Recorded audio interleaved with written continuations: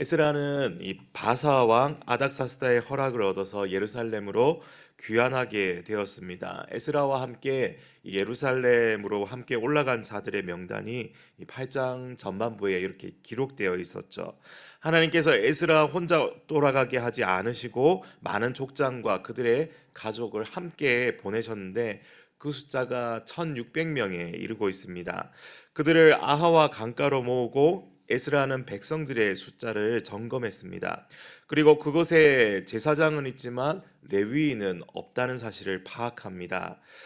그래서 에스라는 즉각 조치를 취하죠. 아주 명철한 사람들을 불러 모아서 레위인들을 데려오게 했는데 이들은 족장들이었습니다. 이렇게 중요하고 영향력이 있으며 명철한 사람들을 파견했던 것만 봐도 에스라가 이 레위인들의 존재를 얼마나 중요하게 보고 있었는지를 알 수가 있습니다. 그렇게 이 파견된 사람들을 통해서 이 머뭇거리고 있던 레위인들을 예루살렘으로 데려가기 위해서 에스라는 이 최선을 다했던 것이죠. 그래서 찾아서 데려온 레위인의 숫자가 259명이었습니다. 이 에스라의 열심과 또 파견된 명철한 자들을 통해서 이 하나님의 뜻이 하나씩 하나씩 이루어져 갔던 것이죠. 결국 그들 1800명이 넘는 사람들이 아하와 강가로 모였습니다. 이렇게 형통하게 일들이 진행되었고 성경은 이러한 모습을 이 한마디로 정의 내리죠. 18절 말씀에 우리 하나님의 선한 손에 도우심을 입었더라. 우리 하나님의 그 선한 손에 도우심을 입었다. 이렇게 고백합니다. 하나님의 선한 손이 그들이 하는 일을 형통케 하시고 모든 진행되는 과정에서 은혜를 주셨던 것이죠. 오늘 이 성경이 말씀하고 보여주는 그 하나님의 그 선한 손이 이 오늘 하루 우리 교회 공동체와 여러분의 삶과 여러분의 가족과 그리고 자녀들에게도 있기를 소망합니다. 이렇게 형통하게 모든 준비를 마치고 사람들이 다 모였는데 이제는 당장 예루살렘을 향해 출발해도 괜찮을 것입니다. 그런데 에스라는 바로 출발하지 않았습니다. 그리고 그가 무엇을 하려고 합니까? 21절에 보시면요. 그때 내가 아하와 강가에서 금식을 선포하고 우리 하나님 앞에 스스로 겸비하여 우리와 우리 어린아이와 모든 소유를 위하여 평탄한 길을 그에게 간구하였으니. 지금까지 모든 과정이 순탄하고 평안하며 은혜 가운데 진행되었습니다. 그러면 이제는 안심하고 출발해도 되지 않겠습니까? 그런데 이 에스라는 먼저 어떻게 합니까? 하나님께 기도를 선포하고 있습니다. 이 기도를 선포하고 그것도 그냥 기도가 아니라 금식하며 기도하려고 합니다. 보통 여행을 떠나기 전에 먼 길에 대비해서 어떻게 합니까? 잘 먹고 이 체력을 또 보충했다가 여행에 임해야 이 별탈 없이 길을 갈 텐데 이게 상식적인 것 같습니다. 그런데 에스라는 스스로 겸비하여서 금식하며 이 백성들도 함께 동참하게 합니다. 왜 이렇게 했습니까? 그들이 가야 하는 길이 사실은 굉장히 험하고 멀고 힘든 길이었기 때문에 평탄한 길이 아니었기 때문이었습니다.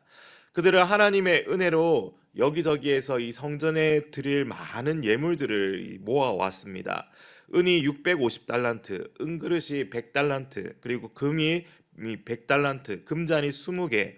여러분 달란트 비유에서도 들으셨겠지만 1달란트의 이 가격이 어마어마하지 않습니까? 굉장히 많은 양과 무게를 가지고 있습니다.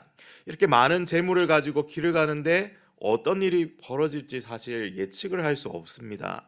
이렇게 많은 이 재물을 가지고 간다는 소식을 듣고 강도나 도둑 또는 적대적인 유목민들이 방해한다면 그것을 한꺼번에 다 잃어버릴 수밖에 없습니다. 그리고 그들의 어린 자녀들 역시도 잃어버릴 수 있습니다. 이런 사실을 잘 알고 있는 에스라가 왕에게 이 병사들을 파견해 달라고 요청할 수도 있었습니다.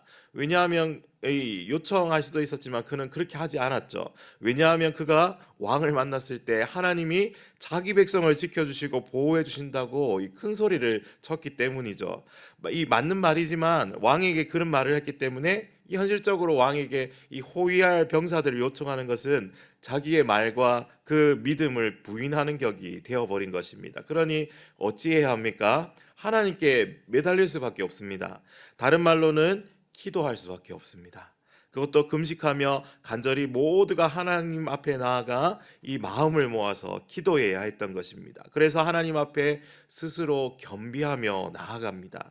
우리와 어린아이들과 모든 소유를 지켜주옵소서, 평탄한 길로 인도하옵소서. 이렇게 기도하고 난 이후에야 예스라가 출발을 합니다.